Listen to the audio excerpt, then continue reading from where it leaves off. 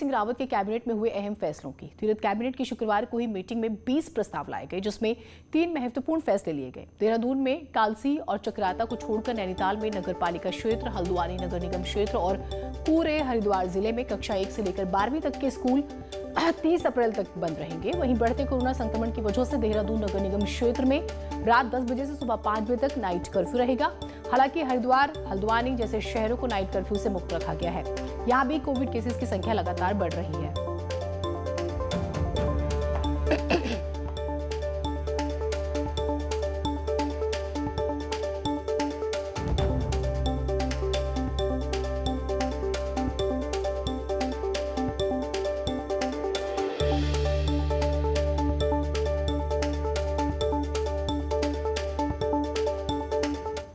उधर उत्तरकाशी जिला पंचायत में अनियमितता मामले में न्यूज 18 की खबर का बड़ा असर हुआ।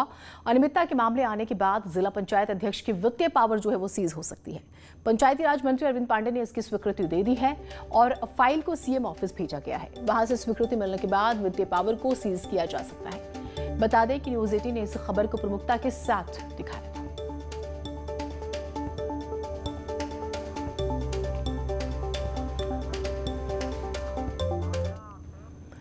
एक और बड़ी खबर देहरादून से ही आ रही है। नियामक आयोग में टैरिफ को लेकर जनसुनवाई है। साल 2021-22 के बिजली के दामों पर आयोग जनता के सुझाव लेगा।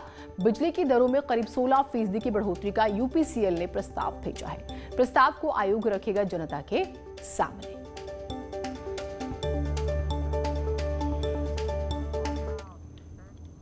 और पहाड़ में जंगलों की आग हमेशा से ही कहर बनकर टूटती रही है। कोर्ट के आदेश वन विभाग कार्यालय में धूल फांक रहे हैं। देखिए रिपोर्ट।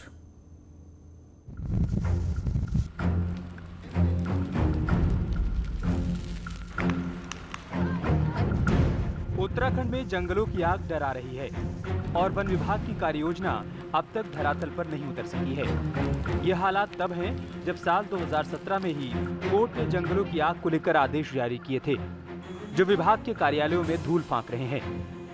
आग पर काबू पाने के लिए विभाग के पास ना तो कोई जवाब है और ना ही आधुनिक तकनीक जिसके जरिए आग पर काबू पाया जा सके। हालांकि विभागीय अधिकारी आग बुझाने के मामले में खुद को बेहतर जरूर बता रहे हैं। नहीं, फॉलो तो हुआ है, हमने किया है जितना हम कर सकते थे और हमने इस साल हम लोग को एक्स्ट्रा बजट भी मिला हुआ है। तो अब होपफुली हम लोग अगले इस अप्रैल के महीने में स्थानीय लोगों का और ग्राम लोगों का जो एक क्या बोलते हैं सहकारिता ग्रुप्स वगैरह का भी सहायता लेके उसको इस तरह से भी करेंगे। तो हम लोग ट्राई तो कर रहे हैं अलग अलग स्टाइल्स में, जैसे हम लोग लोगों को मोबिलाइज कर पाएँ, युवाओं को मोबिलाइज कर पाएँ, उनमें इंटरेस्ट जगा पाएँ। दरअसल साल 2016 में हाईकोर्ट ने साल भर आग की मॉनिटरिंग करने के साथ ही 10,000 फायर वॉचर रखने के निर्देश दिए थे और उच्च तकनीक से आग बुझाने और 72 घंटे में आग लगने पर उस इलाके के फॉरेस्ट अधिकारी को निलंबित करने के लिए कहा था। लेकिन जब मामला अधिकारियों पर आया तो हाई कोर्ट के फैसले को सुप्रीम कोर्ट में चुनौती दी गई, जिस पर स्टे मिल गया। वही मामला एनजीटी में पहुंचा, जहां एनजीटी ने आग पर नेशनल पॉलिसी समेत कई आदेश दिए, जिस पर हाईकोर्ट ने विभाग को फंड, खाली पदों को भरने और एनजीटी के आदेश के पालन के लिए 6 महीने का समय दिया था। अगर एनजीटी के आदेशों का पालन हो गया होता तो बहुत महत्वपूर्ण थे और एक एक्सपर्ट बॉडी के आदेश थे, तो अगर उनको पालन किया जाता तो वही इंफ्रास्ट्रक्चर की कमी, स्टाफ की कमी, संयंत्रों की कमी जो अभी देखने में आ रही है, ये 2017 में भी एनजीटी ने पॉइंट आउट की थी और इनको दूर करने के लिए ही उन्होंने आदेश किया था।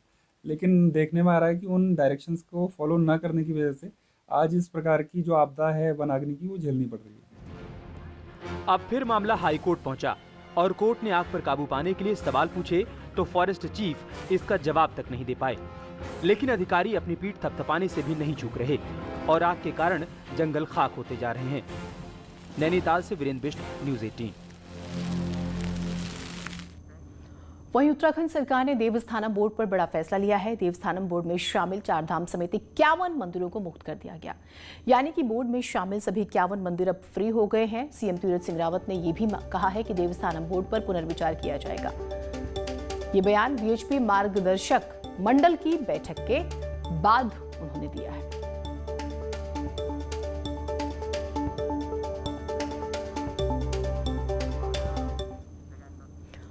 गंगोत्री, यमुनोत्री, बद्रीनाथ, केदारनाथ समेत 51 मंदिरों को देवस्थानम एक्ट के दायरे से बाहर करने के मुख्यमंत्री तीरथ सिंह रावत के ऐलान के बाद चारों धामों के पंडा पुरोहितों में खुशी की लहर है।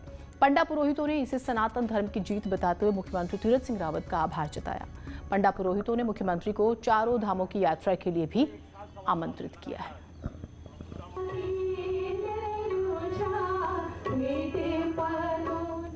खबर चंपावत से है, जहां हाई कोर्ट के आदेश के बाद पूर्णागिरी बुम क्षेत्र से पार्किंग हटने से कई लोगों का व्यापार चौपट हो गया। पिछले 9 साल से लोगों के कमाने का जरिया ये पार्किंग थी, लेकिन अब पार्किंग हटने से व्यापारी परेशान हैं। व्यापारियों का कहना है कि दुकानें तो खुल रही हैं, लेकिन पर्यटक ही नहीं आते, और अगर पर्यटक नहीं आएंगे तो फिर आमदनी कहां से होगी।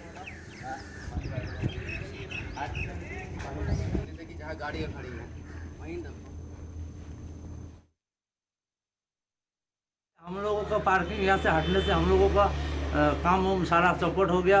हम लोग को जो कमाते थे वो भी नहीं हो रहे, और 2-3 साल से ऐसे ही हो रहे। अगले साल कर्जा में डूबा पड़ा, इस साल भी वही हो रहा। अल्मोड़ा से खबर है, जहां विवेकानंद पर्वतीय कृषि अनुसंधान संस्थान और पंतनगर कृषि विश्वविद्यालय के बीच एक एग्रीमेंट हुआ है, जिसमें पंतनगर में कृषि क्षेत्र में शोध करने वाले शोधार्थी अब पहाड़ की कृषि के बारे में भी जान सकेंगे। अल्मोड़ा संस्थान के वैज्ञानिक पहाड़ में सिंचित और असिंचित खेती के बारे में शोधार्थियों को बताएंगे। पहले पंतनगर विश्वविद्यालय के शोधार्थियों के पास पहाड़ में रिसर्च के लिए कोई जगह नहीं थी।